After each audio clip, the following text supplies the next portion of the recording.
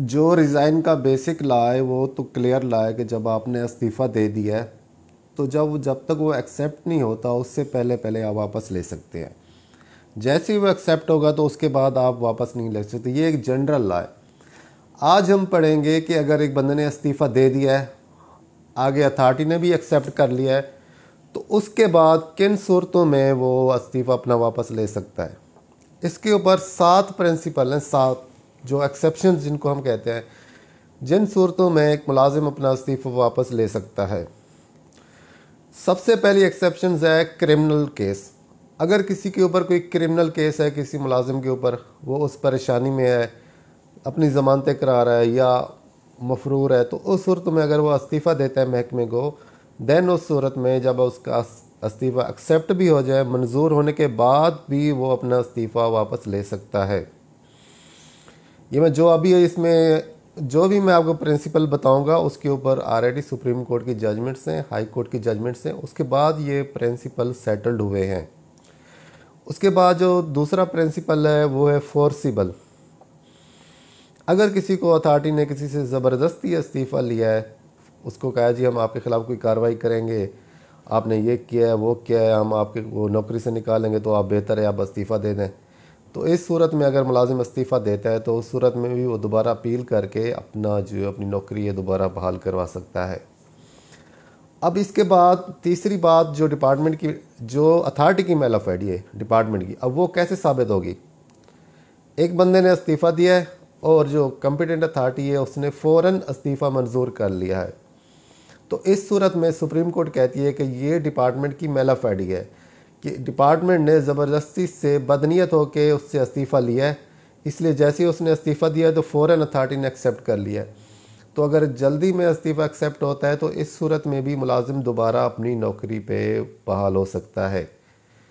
अब उसके बाद चौथी जो ग्राउंड होती है वो होती है डोमेस्टिक रीज़न। डोमेस्टिक मतलब अगर किसी को कोई घरेलू परेशानी है, कोई घर के मसाइल हैं, तो उस सूरत में इस्तीफ़ा देता है तो उस सूरत में भी वो वापस नौकरी पे आ सकते हैं। लेकिन जब उसने इस्तीफ़ा दिया होगा, वो अपने इस्तीफ़े की जो एप्लीकेशन है उसके अंदर उसका जिक्र करना लाजमी होता है कि मैं जो इस्तीफ़ा दे रहा हूँ वो डोमेस्टिक रीज़न्स की वजह से दे रहा हूँ। तो इस सूरत में भी अगर वो दोबारा बहाली के लिए अपनी एप्लीकेशन देता है तो वो दोबारा नौकरी पे बहाल हो सकता है। अब ये तो होगी 4 ग्राउंड। अब जो 5वीं ग्राउंड है वो सबसे अहम और सबसे इम्पोर्टेंट है। एक बंदे ने इस्तीफ़ा दिया है और जो ऊपर लिखा है बाखिदमत जनाब, वो जो उसकी अथॉरिटी है कम्पिटेंट, वो उसकी बजाय किसी और का लिखा है। फॉर एग्जाम्पल अगर किसी मुलाजिम की अथॉरिटी है डीजी, डायरेक्टर जनरल, लेकिन उसने इस्तीफ़े में डायरेक्टर को एड्रेस किया हुआ है बाखिदमत जनाब, जो उसमें डायरेक्टर का जिक्र किया हुआ है, उस सूरत में अगर उसका इस्तीफ़ा मंजूर होता है तो उस सूरत में भी मुलाजिम दोबारा नौकरी पे बहाल हो सकता है, क्योंकि उसने इस्तीफ़ा तो दिया था उस अथॉरिटी को जो उसकी कम्पिटेंट नहीं है। देन अगर उसने कम्पिटेंट अथॉरिटी को एड्रेस किया हो तो देन तो और ग्राउंड हो गए, लेकिन अगर उसने इनकम्पिटेंट अथॉरिटी को ग्राउंड किया हुआ जो उससे उसकी कम्पिटेंट ही नहीं है और वो अथॉरिटी उसका एक्सेप्ट करती है, देन उस सूरत में भी वो दोबारा नौकरी पे बहाल हो सकता है। अब जो इसके बाद जो है डिस्प्यूटेड रिज़ाइन वो होता है कि एक बंदे ने इस्तीफ़ा तो दे दिया लेकिन बाद में इनकारी हो जाता है, जी मैंने ये इस्तीफ़ा नहीं दिया।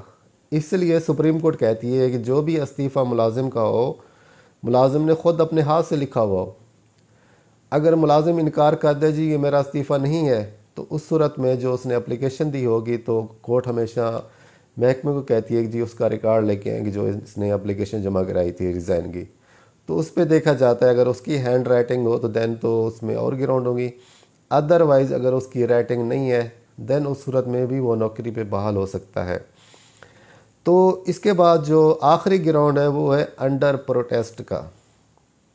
अंडर प्रोटेस्ट मतलब एक मुलाजिम ने एप्लीकेशन दी है महकमे को, जी मेरे साथ ये ज़्यादती है वो ज़्यादती है, महकमे ने कोई कार्रवाई नहीं की, या उसने एक रीज़न बताई है कि यहाँ मेरी पोस्टिंग के इशू में मेरा ट्रांसफ़र किया जाए, महकमा कोई कार्रवाई नहीं करता, उस सूरत में वो इस्तीफ़ा देता है तो अंडर प्रोटेस्ट इस्तीफ़ा होता है। तो इस सूरत में भी वो अपनी अपील करके नौकरी पे बहाल का हो सकता है। अब मैं दोबारा रिपीट कर दूं, जनरल लॉ यही है कि जब आपने इस्तीफ़ा दे दिया है उसके बाद जब एक्सेप्ट हो गया तो आप वापस नहीं आ सकते।